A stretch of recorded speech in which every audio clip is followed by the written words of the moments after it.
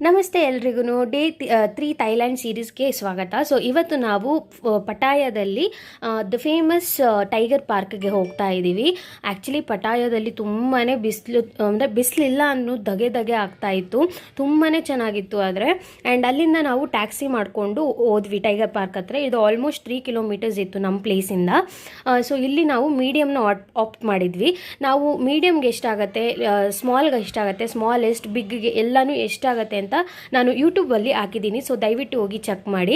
ನಾನಿಲ್ಲಿ ಫೋಟೋ ತೆಗೆಸ್ಕೊಳಕ್ಕೆ ಬಂದೆ. ನಾನು ಫುಲ್ ಭಯ, ಎಲ್ಲಿ ಹಿಂದೆಗಡೆ ತಿರುಗುತ್ತೋ ಟೈಗರ್ ಅಂತ ಹೇಳಿ ನೋಡ್ತಾ ಇದ್ದೀನಿ. ಬಟ್ ತುಂಬ ಚೆನ್ನಾಗಿತ್ತು. ಅದಾದಮೇಲೆ ನಾವು ಇನ್ನೊಂದು ಆ್ಯಕ್ಟಿವಿಟಿ ತೊಗೊಂಡಿದ್ವಿ, ರೈಡ್ ಇನ್ ಫಾರೆಸ್ಟ್ ಅಂತ ಹೇಳಿ. ಇದರಲ್ಲಿ ಏನಂತ ಅಂದರೆ ವ್ಯಾನಲ್ಲಿ ಕರ್ಕೊಂಡು ಹೋಗ್ತಾರೆ. ತುಂಬ ಸೇಫ್ಟಿ ಇರುತ್ತೆ.